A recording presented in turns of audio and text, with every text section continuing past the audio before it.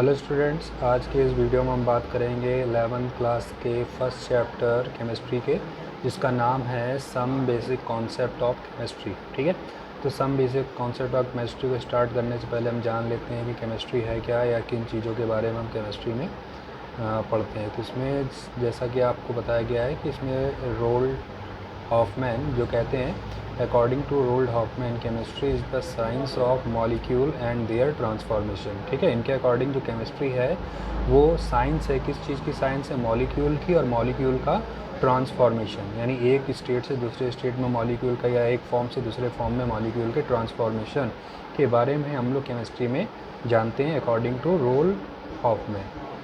It is the science not so much of the 100 element but of the infinity variety of molecule that may be built from them। ठीक है, ये कहते हैं कि science जो है वो सिर्फ 100 ऑफ एलिमेंट्स की केमिस्ट्री साइंस नहीं है, ये उन इन्फिनिटी नंबर ऑफ मॉलिक्यूल की साइंस है जो इन 100 एलिमेंट के कंबाइंड होने से क्या होते हैं? फॉर्म होते हैं। ठीक है, ये किसका कहना है? रोल्ड हॉफमैन, जो बताते हैं केमिस्ट्री को अपने अकॉर्डिंग। ठीक है, तो इसी को हम लोग दूसरे फॉर्म में कह सकते हैं कि केमिस्ट्री जो है वो डील्स करती है किस चीज़ के साथ? Composition, structure and property of matter, यानी किसी भी मैटर का कंपोजिशन, यानी किस तरह से वो सब्सटेंस आपका फॉर्म हुआ है, उसका स्ट्रक्चर क्या है, उनमें क्या क्या प्रॉपर्टी है। तो इन चीज़ों के बारे में साइंस की ब्रांच, जिस ब्रांच में हम लोग स्टडी करते हैं, उसी को हम लोग नाम देने लगते हैं क्या? केमिस्ट्री। ठीक है, यानी chemistry deals with the composition, structure and property of matter. अब बात आती है, जब हमें मैटर के बारे में ही केमिस्ट्री में जानना है तो बात आती है कि मैटर क्या है। ठीक है, तो आप हाई स्कूल में भी जैसा कि पढ़े हैं मैटर के बारे में, वही चीज़ यहाँ पर है। ठीक है, तो कहते हैं मैटर यानी anything which has mass and occupies space is called matter. यानी कोई भी चीज़ जो क्या करती है, अपने में मास रखती है और जो स्पेस को कवर करती है, यानी कोई जगह घेरती है। तो ऐसी कोई भी चीज़ जिसमें मास हो, जिसमें स्पेस कवर करने, ऑक्यूपाइड करने की टेंडेंसी हो, ऐसी चीज़ को हम लोग क्या नाम देने लगते हैं? मैटर नाम देते हैं। ठीक है, everything around us, for example book, pen, pencil, water, air, all living beings etcetera are composed of matter. हमारे अराउंड जो भी चीज़ हम देखते हैं वो सभी क्या है? एक मैटर है। ठीक है, जो भी चीज़ हम अराउंड देखते हैं या जिसमें मास है, जो स्पेस कवर कर रही हैं, वो सभी चीज़ें किस में आ जाती हैं? मैटर में आ जाती हैं। ठीक है, अब बात करते हैं क्लासिफिकेशन ऑफ मैटर के बारे में। तो मैटर को हम लोग अलग अलग बेसिस पे क्या करते हैं? क्लासिफिकेशन करते हैं, जिसमें हम लोग फर्स्ट ऑफ ऑल इसका जो क्लासिफिकेशन करने जा रहे हैं वो इसकी फिजिकल स्टेट के बेसिस पे करेंगे, यानी फिजिकली जो आपका मैटर है वो कैसा एग्जिस्ट करता है। ठीक है, तो on the basis of physical nature matter can be classified in 5 physical state. ठीक है, आप मैटर के क्लासिफिकेशन को जानते हैं। नॉर्मली हम लोग को मैटर को बेसिकली हम लोग 3 पार्ट में डिवाइड करते हैं, जैसा कि हमने पढ़ रखा है, सॉलिड, लिक्विड और गैस। यहाँ पर आपका 11th है, तो 11th क्लास में आपको 2 स्टेट के बारे में और पढ़ना है।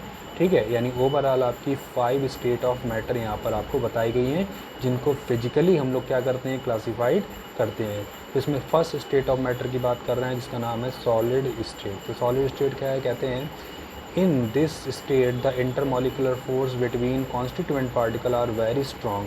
कोई चीज़ भी सॉलिड है, सॉलिड क्यों है? कि जो सॉलिड सब्सटेंस है वो जिन पार्टिकल से मिलके बना होगा, उनके बीच में जो फोर्स वर्क कर रहा है, जो उनको आपस में जोड़े रखे हैं, वो फोर्स क्या होगा?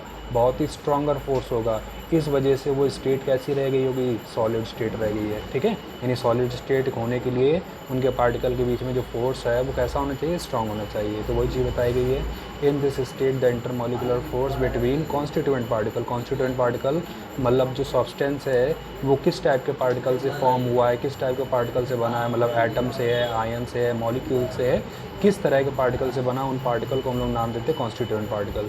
तो उनके बीच में जो फोर्स लग रहा है, जिसको हम लोग नाम देते हैं इंटरमॉलिकुलर फोर्स, वो बहुत ही क्या होता है? स्ट्रांग होता है। ठीक है, फिर कहते हैं the constituent particle in A solid species therefore can not leave their position. ठीक है, सॉलिड स्पीसीज में जो फोर्स लग रहा है बहुत ही स्ट्रांग है, इसलिए उसके पार्टिकल क्या करते हैं? एक दूसरे को लीव नहीं कर पाते, एक दूसरे को छोड़ नहीं पाते, और एक ही प्लेस पे क्या होते? बने रहते हैं। दस solid have definite shape and volume. ठीक है, इसलिए सॉलिड का जो सब्सटेंस है उनका जो शेप होता है और उनका जो वॉल्यूम होता है वो फिक्स होता है, वो चेंज नहीं होता। ठीक है, जैसे फॉर एग्जांपल आइस क्यूब हो गया, आयरन बार हो गया, शुगर हो गया, सॉल्ट हो गया, ये सभी चीज़ें क्या हैं?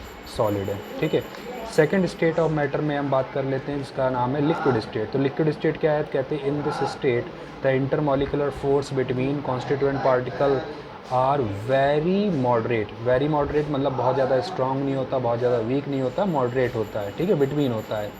The particle can leave their position but can not move everywhere. यानी पार्टिकल एक दूसरे से पोजीशन को तो लीव कर सकते हैं, मगर उनका जो मोशन होता है वो हर जगह नहीं हो सकता है, यानी पर्टिकुलर स्पेस में ही क्या करते रहते हैं, मोशन करते रहते हैं, ठीक है। तो इसलिए क्योंकि जो फोर्स है बहुत ज़्यादा वीक नहीं है, बहुत ज़्यादा स्ट्रॉन्ग नहीं, मतलब जो फोर्स वीक तो है जिसकी वजह से वो अपनी पोजीशन को लीव कर रहे हैं, बट इतने ज़्यादा वीक फोर्स नहीं है कि वो अपनी पर्टिकुलर स्पेस को छोड़ करके क्या कर पाएँ, स्केप कर पाएँ, यानी बाहर निकल जाए, ठीक है। यानी उसी स्टेट में क्या करते रहते हैं, मोशन करते रहते हैं। फिर कहते हैं thus liquid has definite shape, no definite shape but take the shape of the vessel in which it store. यही रीज़न है कि जो लिक्विड हैं उनका जो शेप होता है डेफिनेट नहीं होता, और उस वेसल का शेप एक्वायर कर लेते हैं जिन वेसल में इनको रखा जाता है। बट जो वॉल्यूम होता है लिक्विड का वो क्या होता है, फिक्स होता है, यानी जितना आप वो सब्सटेंस लोगे, अगर 1 लीटर आप कोई चीज़ लेते हो तो वो 1 लीटर ही रहेगी, ठीक है। बट उसको शेप जो है वो क्या होगा, चेंज हो जाएगा अकॉर्डिंग टू कंटेनर, कैसे किस शेप कंटेनर में आप उसको प्लेस करते हो, ठीक है। फॉर एग्जांपल से वाटर हो गया, मिल्क हो गया, ऑयल हो गया, मरकरी हो गया, ये इसे एक एग्जांपल है जो लिक्विड स्टेट में सब्सटेंस लाई करते हैं।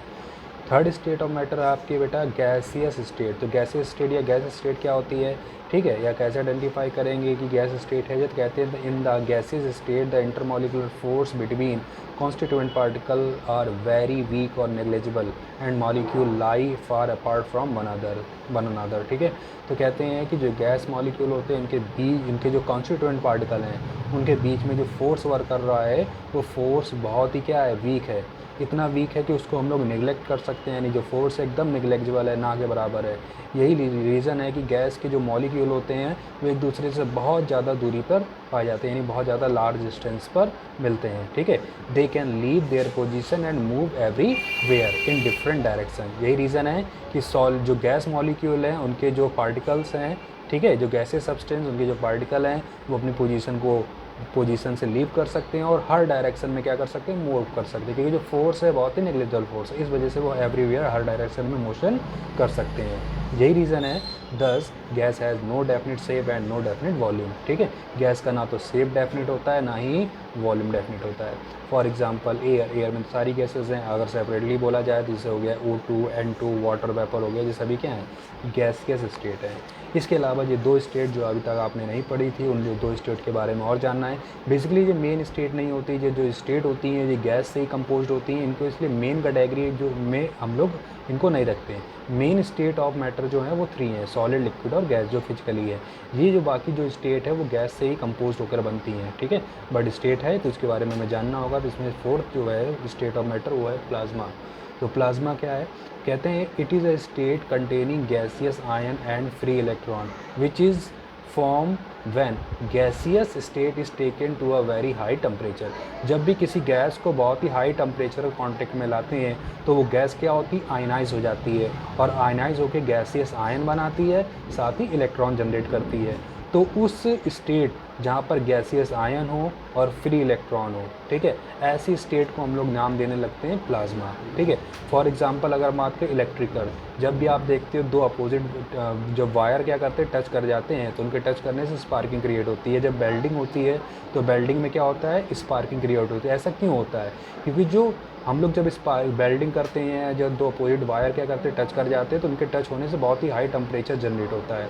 उस हाई टेम्परेचर की वजह से उस वायर के अराउंड जो गैसेज हैं, ठीक है, वो क्या होती हैं, हाई टेम्परेचर कांटेक्ट में आयनाइज हो जाती है, और आयनाइज होकर क्या करते हैं, शाइन करने लगती है, ठीक है। तो वो एक तरह का क्या कहलाता है, प्लाज्मा कहलाता है। ऐसा ही जो सन है आपका, ठीक है, वो भी एक तरह का क्या है, प्लाज्मा, क्योंकि सन जो है वो हाइड्रोजन और हीलियम जैसी गैसों से कंपोज्ड हुआ है, ठीक है। और जो हीलियम और हाइड्रोजन है बहुत ही हाई टेम्परेचर पे क्या होती है, आयनाइज हो जाती हैं, और हमें प्लाज्मा यानी लाइट के फॉर्म में जो सन आपको दिखाई दे रहा है वो आपकी एक तरह का क्या है, प्लाज्मा, जो कि गैसियस आयन और किससे मिलकर बना है, इलेक्ट्रॉन। तो आप कह सकते हो प्लाज्मा जो होता है वो गैसियस आयन और इलेक्ट्रॉन से कंपोज्ड होता है, जो कब जनरेट होता है, जब गैस जो है बहुत ही हाई टेम्परेचर के कॉन्टैक्ट में आती है। तो यानी जो प्लाज्मा होता है वो गैस का ही कंपोजिशन होता है जो कि हाई टेम्परेचर पे जनरेट होता है। लास्ट स्टेट ऑफ जो है फिजिकली वो है बेटा Bose Einstein condensate. Bose Einstein basically 2 scientist है जिन्होंने जो था 5th स्टेट ऑफ मैटर को जाना था।